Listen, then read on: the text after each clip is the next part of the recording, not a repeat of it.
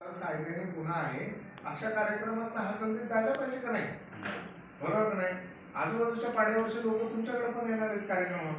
त्यांना जर त्याच वेळी सांगितलं, त्या मुलांच्या मनावर सारखं सारखं बिंबवलं की बाबा तुम्ही जोपर्यंत 18 वर्षाच्या वरची मुलगी 21 वर्षाचा वरचा मुलगा होत नाही तोपर्यंत तुम्ही लग्न न करता सुद्धा एकत्र राहायचं नाही.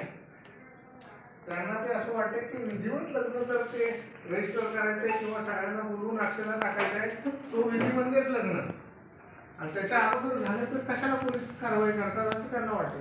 म्हणजे कायद्यातली तरतूद कशासाठी आहे हे समजत नाही. त्याच्यामुळं हा पोस्कोचा गुन्हा दाखल होतोय.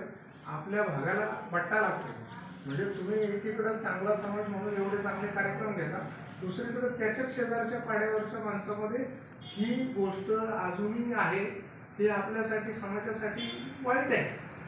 मग त्या चालीरीती बंद करायला ह्या कार्यक्रमातून भर दिला पाहिजे. बालविवाह असो किंवा अल्पवयीन माता असो, त्याच्यासाठी मग ते कुपोषण कसं होतं याच्यामुळेच तर होतं हे सांगितलं पाहिजे. म्हणजे हा जिल्हा तालुका बदनाम व्हायची वेळ येते कुपोषणामुळे. कुपोषण का होतंय? ते एवढ्या लहान मुलांचं लग्न होतंय.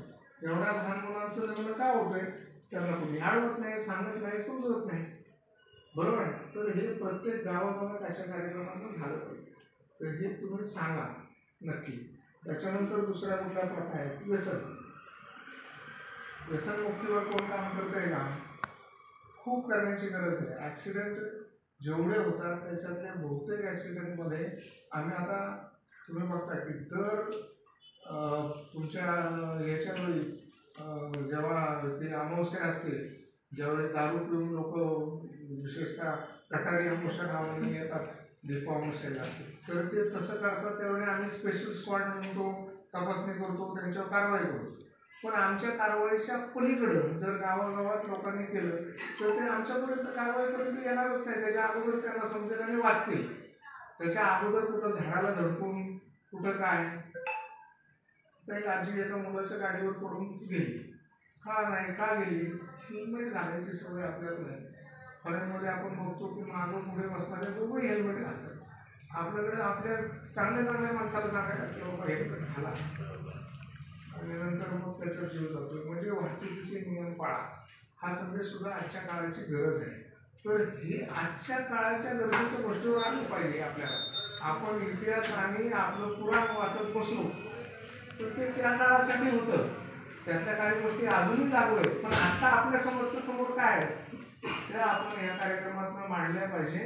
आणि त्याच्यासाठी जर प्रबोधन केलं गेलं तर हे जास्त यशस्वी होईल असं मला वाटतं. तुम्हाला मी परवानगी देतो, पण ह्या गोष्टी तुम्ही नक्की करा. माझ्यापेक्षा तुम्हाला जास्त समस्या माहिती आहेत. माझ्या पुढे येतात एवढ्याच मला माहिती असतील. बरोबर आहे का नाही? पण बाकीचं तुम्हाला माहिती आहे, तुम्ही त्याच्यावर बघा आणि ॲडव्हान्समध्ये आम्हाला सांगा, लवकर सांगा, काहीतरी होण्याच्या अगोदर सांगा. आम्ही त्याच्यावर उपाय करायचा प्रयत्न करतो. तसं केलं तर आपण गुन्हे पण कमी करू, समस्यावर पण उत्तर साधू. शिस्त या गोष्टीवर मी नेहमी जिथे जिथं जाईल तिथं शाळा, कॉलेज, गाव सगळीकडे बोलतोय. त्याचं का बोलतो की एखाद्या बसस्टँडला लाईनने जर लोक बसले उभी राहिलेली असतील तर धक्काबुक्की होत नाही. मुलींचे छेड काढण्याचा तर प्रश्नच येणार नाही. कोणाचं पिकपॉकेट होण्याचा प्रश्न येईल का? नाही येणार. कोणाच्या हातातलं पर्स किंवा त्याच्यामध्ये हात घालून काही दागिने काढून घेतले, काही चोरी केली, असं कधी होतं की ते बसमध्ये चढताना आजूबाजूची लोक असे गुन्हेगार येऊन ते धक्काबुक्की घडवून आणतात. त्याच्यामध्ये दृश्य अदृश्य स्वरूपामध्ये बॅग वस्तू घालतात आणि मग त्याच्या आडून ते दागिने किंवा वस्तू किंवा पॉकेट काढून घेतात आणि ते चोरी होते. पण का होते? याचं बेसिक कारण आहे शिस्तीचा अभाव. आपण लाईनने जर गेलो, दिवसाची एवढी मोठी यात्रा होती आणि बंदोबस्त ठेवला होता, सगळीकडे लोक लाईनने जात होती, एकही घटना झाली. पण ज्या दिवशी आमचं शाळेमध्ये बंदोबस्त, बसस्टँडला माणूस नाही तर लगेच चोरी होती. पण तिथे शिस्त जर असेल, आपल्या लोकांमध्ये कायम जर लाईन लागलेली असेल तर अशी चोरी होईल का? तर ही गोष्ट लक्षात घ्या आणि याच्यावर पण फोकस करा आणि स्वच्छतेवर फोकस करा. आपल्या गावामध्ये कुठल्या दुकानाच्या पुढे डस्टबिन नाही. आपल्या गावामध्ये सार्वजनिक ठिकाणी डस्टबिन नाही. जे एशियातलं सर्वात स्वच्छ गाव, तुम्ही नेटवर बघितलं किंवा यूट्यूबला तर ते दिसतं, साऊथ आपल्या उत्तर नॉर्थ ईस्टमध्ये एका गावामध्ये आहे आणि कित्येक वर्षांपासून. आणि त्याचं कारण आहे तिथे इंग्रज जास्त काळ होते भले सगळे कन्वर्ट केले ख्रिश्चन लोक आहेत, परंतु त्यांनी नाव ठेवले.